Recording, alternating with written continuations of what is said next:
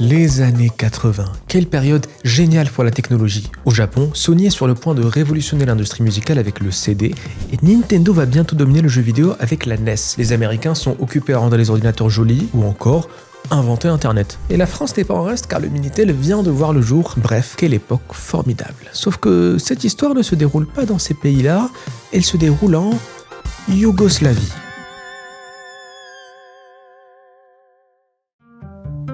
Yougoslavie qui voit tout ce beau monde s'amuser et qui est très jalouse. Les enthousiastes yougoslaves qui voulaient tester, bricoler, jouer ou développer ces technologies voient le train passer sans rien pouvoir faire parce que la Yougoslavie va mal. Ça ne vous aura pas échappé qu'aujourd'hui, ils ont littéralement disparu de la map. Justement, les années 70 n'ont pas du tout été tendres avec la Yougoslavie. Leur économie boostée auprès des banques occidentales s'est prise un sérieux double coup d'arrêt suite au choc pétrolier. Ils sont pris en tenaille entre l'URSS et le bloc occidental et pour ne rien arranger, le leader suprême est mort. Tito, héros révolutionnaire devenu autocrate à la main de fer, s'est éteint en laissant derrière lui un gouvernement fragile, un peuple hébété et une économie chancelante. Et quand l'économie d'un pays va aussi mal, il existe un recours que beaucoup de pays utilisent, le Fonds monétaire international, ou FMI pour les intimes. Une organisation internationale qui peut dépanner pour remettre l'économie d'un pays à flot, mais en échange, le pays doit s'engager à appliquer leurs méthodes. Réduire les dépenses publiques, dévaluer la monnaie locale pour encourager les exports, et, ce qui nous intéresse vraiment aujourd'hui, limiter les importations non nécessaires. Et vous savez ce que la Yougoslavie considère comme non nécessaire en cette période-là ?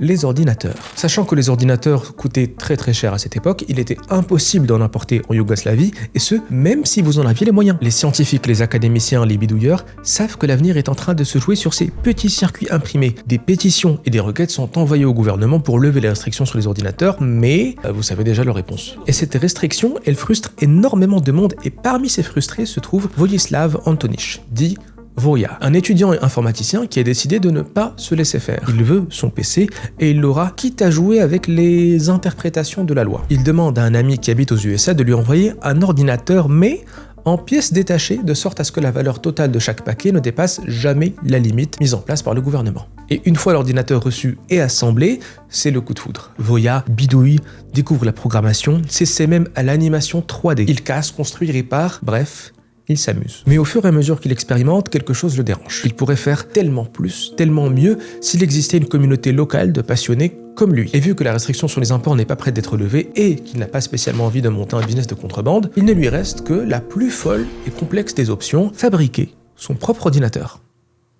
La tâche aurait déjà été compliquée s'il habitait aux États-Unis, donc le faire en Yougoslavie, faut aimer souffrir. Pour que l'ordinateur soit accessible au plus grand nombre dans un pays en détresse économique, il ne doit pas coûter cher. Et ce qui coûte généralement le plus cher dans un ordinateur, c'est le composant qui affiche les jolies images, la carte graphique. C'est très vrai aujourd'hui, et ça l'était déjà au moment où Voja imagine son PC. Il retient donc une solution de fortune. Dédier une partie du processeur, le cerveau de l'ordinateur, à la génération d'images et se passer d'une puce graphique dédiée. C'est une architecture qui est couramment utilisée aujourd'hui et qui tient plutôt bien la route, mais au moment où Voja l'envisage, c'est un gros sacrifice en termes de performance. Mais soit, son rêve est de construire un ordinateur qui est financièrement accessible, pas un monstre de puissance. Bref, grâce à ce dribble 5 étoiles, Voja arrive sur le papier à éliminer le coût le plus important. Maintenant, il faut faire la liste des autres composants à acheter, en s'assurant qu'ils soient idéalement produits et ou commercialisés en Yougoslavie, voire l'Europe pour qu'on puisse les importer pour pas trop cher. Et une fois les composants choisis, commandés et assemblés, le travail sur le hardware est terminé. Il faut désormais lui infuser la vie à base de 0 et de 1, il est l'heure de parler logiciel. Pour pouvoir utiliser son ordinateur, Voja va coder une version édulcorée ultra minimaliste du langage de programmation BASIC, qui, comme son nom l'indique, n'est déjà pas très sophistiqué. Voja a tellement peu d'espace sur sa machine qu'il va même devoir rogner sur les messages d'erreur. À la place des pavés qui sont censés vous dire ce qui a planté pour vous aider à le réparer, ce BASIC Echo Plus n'a que 3 pauvre petit message d'erreur. How si on rentre une commande qui n'existe pas dans le langage. What si on fait une erreur de syntaxe. Et sorry quand la commande est correcte mais que le PC n'a pas la puissance nécessaire pour l'exécuter. C'est vraiment une catastrophe ce petit PC, mais heureusement que Voja y a cru jusqu'au bout. Bref, maintenant que l'ordinateur est là, qu'est-ce qu'on fait? Voya est un technicien, ne lui parlez pas de marketing ou de communication, c'est pas sa tasse de thé. Heureusement, il connaît Dejan Hristanović, un journaliste de la rédaction du Galaxia, un magazine qui parle de science. Et Hristanović travaille justement sur une édition spéciale qui parle d'ordinateur. La vie est bien faite des fois. Le magazine va donc expliquer pas à pas comment acheter, monter, configurer ce petit ordinateur qui a désormais un nom, celui du magazine, le Galaxia. On va l'appeler Galaxy, ça fait plus mignon. Avant de lancer la presse, Voya et Hristanović se débrouillent même pour permettre aux lecteurs les plus déter de commander des kits pour assembler leur propre Galaxy. 30 000 exemplaires du magazine sont imprimés et aussitôt vendus. Les copies partent comme des petits pains, tellement qu'une deuxième fournée de 30 000 impressions est lancée et puis une troisième. Au total, c'est près de 100 000 copies de cette édition qui seront vendues grâce au Galaxy. Et au fur et à mesure qu'il lit les milliers de lettres de réponses des lecteurs, Voya se rend compte qu'il a réussi l'exploit d'à la fois intéresser les passionnés d'informatique mais aussi susciter la curiosité chez de complets néophytes. Dans les numéros suivants du magazine, ils rajouteront des instructions sur comment augmenter la taille de la mémoire ou quelques notions de programmation, mais un événement particulier va tout amplifier. On pouvait charger des programmes dans le Galaxy à partir de cassettes audio qui contenaient du code binaire que l'ordinateur pouvait interpréter. Et par un heureux hasard, un des animateurs de Radio Belgrade était grand fan d'ordinateur. Du coup, Radio Belgrade diffusait des programmes que les auditeurs enregistraient puis chargeaient dans leur propre PC. Ça devait être quand même sacrément bizarre pour ceux qui ne connaissaient pas l'informatique et qui écoutaient la radio, entrecoupée de blips et de ploups. Suite à l'engouement pour le Galaxy, le public prend conscience de l'importance et l'utilité des ordinateurs. Un tout petit peu, mais en tout cas assez pour que le gouvernement relaxe ses restrictions sur les imports des ordinateurs. Le gouvernement va augmenter les limites juste assez pour permettre d'importer des ordinateurs étrangers beaucoup plus performants. Quelques mois seulement après que le public yougoslave ait découvert le Galaxy, ce dernier était déjà obsolète. Obsolète face aux modèles américains bien plus compacts, performants, prêts à l'emploi et avec des logiciels bien plus sophistiqués. Mais alors que certains se moquaient gentiment du Galaxy avec son apparence bricolée et sa puissance rudimentaire, Voya savait très bien que le petit PC avait accompli sa mission. Il continuera à travailler dessus et en sortira une version améliorée, le Galaxy 2, jusqu'à ce que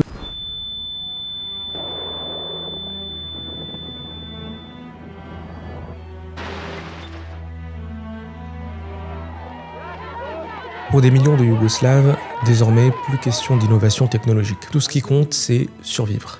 Aux affrontements, à la maladie, à la famine, bref, à la guerre. C'est uniquement la passion qui poussera Voya à continuer de bidouiller sur le Galaxy. Pas pour en tirer de l'argent bien sûr, car dans une économie décimée par l'hyperinflation, l'argent vaut généralement moins que le papier sur lequel il est imprimé, et personne n'en gaspille pour des mini-ordinateurs. Mais au fur et à mesure que la guerre s'intensifie, l'étau se resserre sur Voya. Si ses compétences en informatique et en microélectronique l'ont rendu très utile pour la caserne militaire du coin, ses positions anti-guerre, qui ne se privaient pas d'exprimer dans les journaux locaux, commençaient à faire sérieusement grincer des dents. Jusqu'au jour fatidique où, après un drame familial, sans argent, il décidera sous le coup de l'émotion d'abandonner tout ce qui concerne le Galaxy. Prototypes, documentation et projets d'amélioration seront perdus à jamais.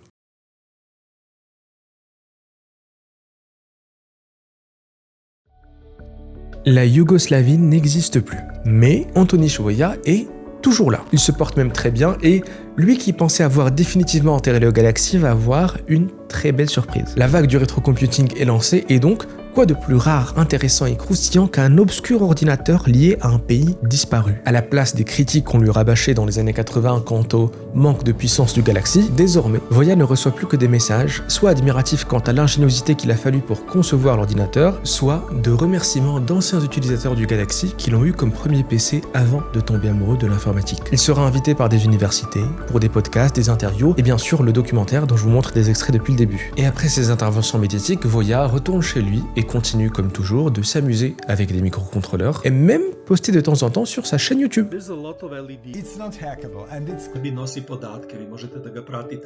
Aujourd'hui, à l'heure où ces petites puces sont devenues un enjeu politique majeur, a priori pas pour les bonnes raisons, une nouvelle génération d'inventeurs, de bidouilleurs font écho au travail de Voya.